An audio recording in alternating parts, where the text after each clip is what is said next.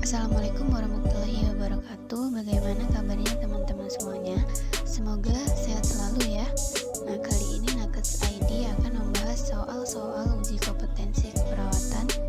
Semoga bermanfaat untuk teman-teman yang akan mengikuti UKOM dan semoga hasilnya kompeten. Jangan lupa share video ini ke teman seperjuangan lainnya. Soal yang pertama, seorang laki-laki berusia 37 tahun diantar ke UGD dengan keluhan kaki kanan terasa nyeri.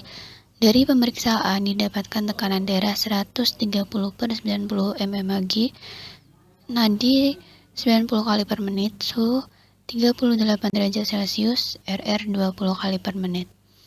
Pada kaki kanan tampak tulang mencuat keluar, terdapat perdarahan yang sangat banyak. Apakah tindakan perawatan yang dilakukan pertama kali? A. Bebaskan jalan napas. B. Buka jalan nafas. C. Resusitasi cairan.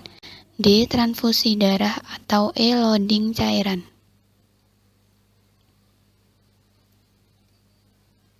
Nah, di sini kita fokus pada soalnya. Pada soal tersebut terdapat data objektif, yaitu terdapat perdarahan yang sangat banyak. Ini menandakan bahwa pasien telah kehilangan banyak cairan tubuh, sehingga yang perlu dilakukan pertama kali yaitu C. Resusitasi cairan.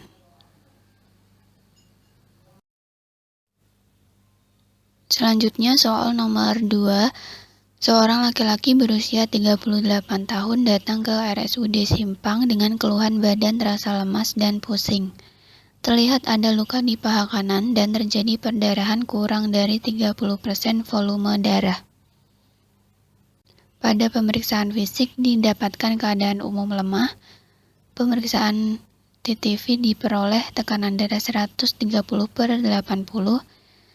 nadi 100 kali per menit, suhu 38 derajat Celcius, RR 30 kali per menit, dan akral dingin. Pemeriksaan urin didapatkan produksi urin 20-30 ml per jam. Berdasarkan kasus di atas, pasien mengalami perdarahan A. Perdarahan sangat berat atau kelas 4, B. Perdarahan sedang atau kelas 2, C. Perdarahan ringan atau kelas 1, D. Perdarahan berat atau kelas 3, atau E. Shock. Nah, pada soal terdapat data objektif, yaitu pasien mengalami perdarahan kurang dari 30% volume darah, nadi 100 kali per menit, dan produksi urin 20-30 ml per jam. Ini menandakan bahwa pasien mengalami B. Perdarahan sedang atau kelas 2.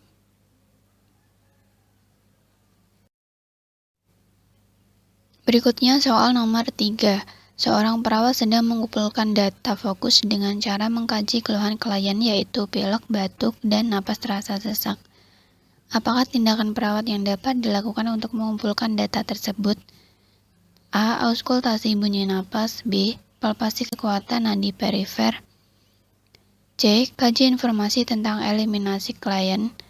D. Lakukan pemeriksaan sistem muskuloskeletal dan persyarafan. Atau E. Tanyakan klien tentang riwayat penyakit keluarga. Nah, pada soal, pasien mengeluh pilek, batuk, dan napas terasa sesak. Jadi, sebaiknya lebih fokus pada sistem pernafasan. Jadi, untuk data yang perlu dikumpulkan yaitu A. Auskultasi bunyi napas. Selanjutnya soal nomor 4. Seorang perawat bekerja pada suatu shift, berjalan ke ruang rawat klien, dan menemukan klien tidak sadarkan diri. Klien tidak bernafas dan tidak teraba nadi. Perawat dengan segera memanggil bantuan. Apakah tindakan selanjutnya yang seharusnya dilakukan perawat? A. Berikan bantuan pernafasan. B. Berikan klien oksigen. C. Mulai lakukan kompresi dada. D. Ventilasi dengan mulut atau alat sungkup. Atau E. Lakukan posisi pemulihan. Nah, sebaiknya perawat harus paham mengenai compression, airway, dan breathing untuk masalah emergensi. Pada soal klien tidak bernafas dan tidak teraba nadi. Jadi yang harus dilakukan perawat yaitu C. Mulai lakukan kompresi dada.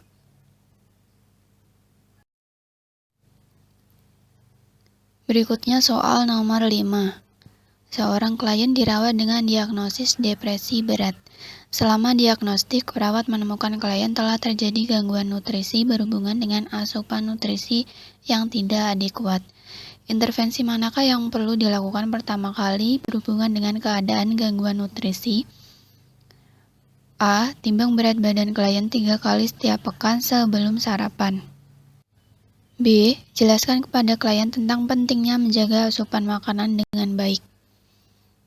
C. Laporkan keadaan status nutrisi klien kepada psikiater dan lakukan konsultan tentang nutrisi sesegera mungkin. D. Tawarkan klien beberapa makanan dalam jumlah kecil dan teratur setiap hari. Dan jadwalkan interaksi keperawatan singkat setiap saat pemberian makanan. Atau E. Lakukan terapi nutrisi parenteral. Jadi untuk intervensi yang perlu dilakukan pertama kali yaitu D. Tawarkan klien beberapa makanan dalam jumlah kecil dan teratur setiap hari, dan jadwalkan interaksi keperawatan singkat setiap saat pemberian makanan.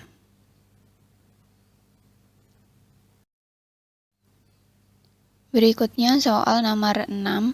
Klien menanyakan kepada perawat tentang fungsi plasenta. Perawat akan menjawab pertanyaan klien dengan pengetahuan yang mana mengenai fungsi plasenta. A. Melindungi terhadap benturan dan melindungi janin. B. Mempertahankan temperatur tubuh janin. C. Melindungi janin dan memungkinkan pergerakan janin.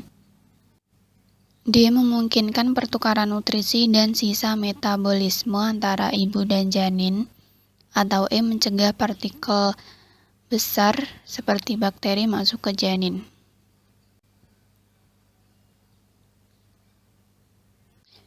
Sebelum menjawabnya, kita harus fokus pada pokok masalahnya, yaitu fungsi plasenta. Dan perlu diingat bahwa plasenta menyediakan nutrisi bagi janin. Jadi untuk jawaban yang tepat yaitu D. Memungkinkan pertukaran nutrisi dan sisa metabolisme antara ibu dan janin.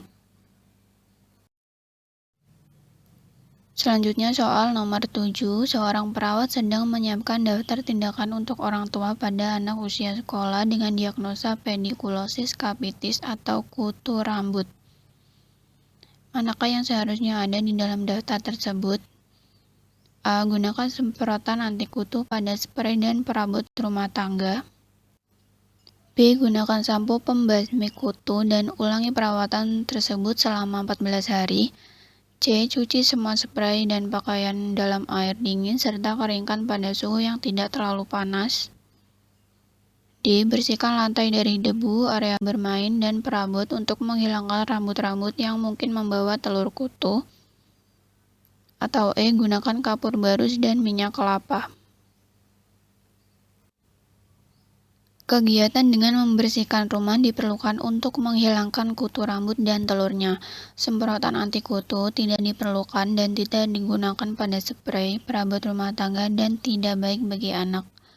Obat pembasmi kutu rambut harus digunakan resep dan orang tua sebaiknya mengikuti aturan pemakaiannya untuk waktu penggunaan serta kontraindikasinya jika digunakan oleh anak-anak. Dan spray sebaiknya dicuci dengan air panas dan dikeringkan pada suhu yang tinggi. Jadi jawaban yang benar yaitu B.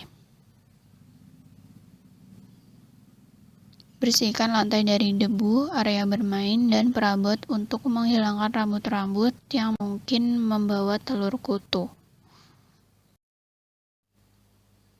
Selanjutnya soal nomor 8, seorang perawat pembimbing klinik menanyakan kepada mahasiswa bagaimana cara membebaskan sumbatan jalan nafas pada wanita hamil yang tidak sadarkan diri dengan usia kehamilan 8 bulan. Bagaimana prosedur yang seharusnya digambarkan dengan tepat oleh mahasiswa? A. Letakkan kedua tangan pada pelvis untuk melakukan dorongan. B. Lakukan abdominal thrust sampai benda asing keluar. C. Lakukan abdominal thrust dengan posisi miring sampai benda asing keluar.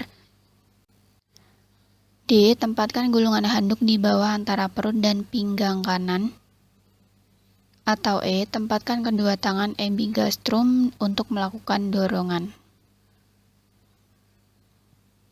Nah, untuk membebaskan sumbatan jalan nafas pada wanita hamil yang tidak sadarkan diri dengan kondisi kehamilan yang cukup besar, yaitu tempatkan posisi wanita dengan posisi terlentang, sebuah bantal atau gulungan handuk tempatkan di bawah antara perut dan pinggang kanan untuk memindahkan rahim ke sisi kiri perut. Jadi jawaban yang tepat yaitu D.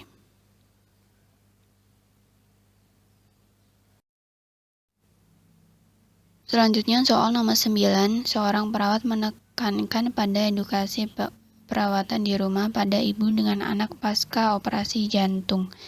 Manakah pernyataan ibu yang perlu diedukasi kembali selanjutnya? A. Keseimbangan antara aktivitas dan istirahat itu adalah hal yang penting.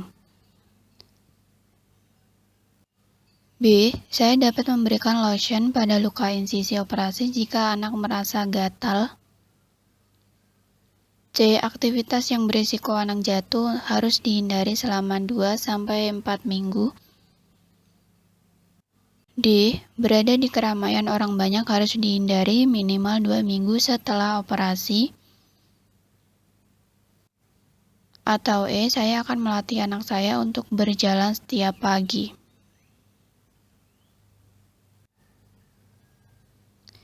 Nah, ibu sebaiknya diinstruksikan untuk tidak memberikan lotion atau bedak pada luka insisi operasi karena hal itu dapat mengganggu integritas kulit dan proses penyembuhan. Pilihan A, C, dan D merupakan instruksi yang tepat untuk perawatan di rumah setelah operasi jantung. Jadi edukasi yang tepat yaitu B.